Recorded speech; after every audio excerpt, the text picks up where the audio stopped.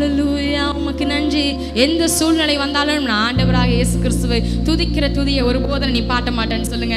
எவ்வளோ பிரச்சனை வந்தாலும், எவ்வளோ போராட்டம் வந்தாலும், மனுஷங்க எதிராக இருந்தாலும் அவரை துதிக்கிற துதியை ஒருபோதும் நிப்பாட்ட மாட்டேன். எத்தனை பேர் சொல்றீங்க உங்க இருதயத்தின் ஆழத்திலிருந்து?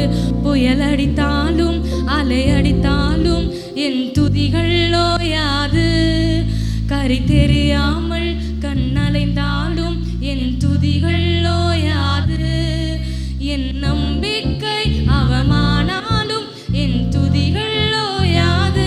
ஏன் தெரியுமா? கைவிட தெரியாதவரை விட்டு ஓட முடியாது, உமை விட்டா நம்புவதற்கு வேற யாரும். நீங்க சொல்லுங்க, கைவிட தெரியாதவரை விட்டு ஓட முடியாது, வேற யாரும்.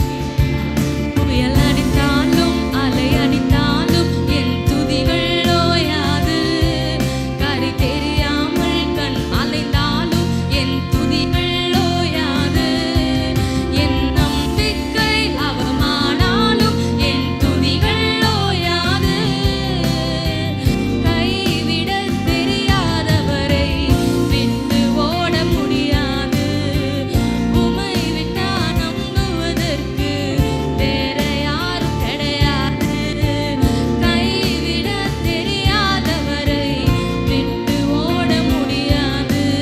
சொல்லுங்க, உமை விட்டா நம்புவதற்கு வேற யாரும் கிடையாது, கைவிட தெரியாதவரை விட்டு ஓட முடியாது. சொல்லுங்க, உமை விட்டா நம்புவதற்கு வேற யாரும் கிடையாது. ஆமாண்டவரே, உம்மை விட்டா வேற யாரும் கிடையாது ராஜா. நித்திய ஜீவனுள்ள வார்த்தை உம்மிடத்துல தானப்பா இருக்கு. உம்மை விட்டு எங்க ஆண்டவரே போக முடியும்? இந்த ஆராதனை முழுவதும் பரிசுத்த ஆவியானவர் தாமே அவருடைய மகிமையின் பிரசனத்தினால நிரப்புவீராய் கூட ஜெபிக்கிறோம். கிறிஸ்து இயேசுவின் நாமத்தில் ஜெபிக்கிறோம் எங்கள் ஜீவனோட நல்ல பிதாவே, ஆமென். ஆமென். நல்ல ஒரு சில பாடல்களை பாடி நாம் கர்த்தருடைய நாமத்தை மகிமைப்படுத்த போகிறோம். ஹல்லேலூயா, ஆமென். எத்தனை பேர் உங்க வாழ்க்கையில நீங்க பள்ளத்தாக்குல நடந்து போயிருக்கீங்க?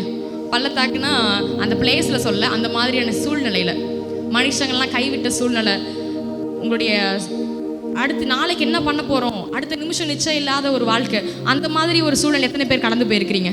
மீன் நாளைக்கு யோசிச்சு கூட பார்க்க முடியல. நீங்கள் நினைத்து பார்க்காத காரியங்கள் சில டைமில் நீங்கள் நடக்கும் பொழுது ஒரு மனம் பேதலிச்சு போய் நிற்பீங்கள்ல. ஆமாம் தானே? ரொம்ப சோர்வுக்குள்ளாகி என்ன தான் பைபிள் படித்தாலும் மனசு ரொம்ப சோர்ந்து போயிட்டே இருக்கும். என்ன தான் ஜெபம் பண்ணாலும் இருதயத்தில் ஒரு பதற்றம் இருந்து கொண்டே இருக்கும். அப்படிப்பட்ட சூழ்நிலை எத்தனை பேர் இருந்திருக்கிறீங்க?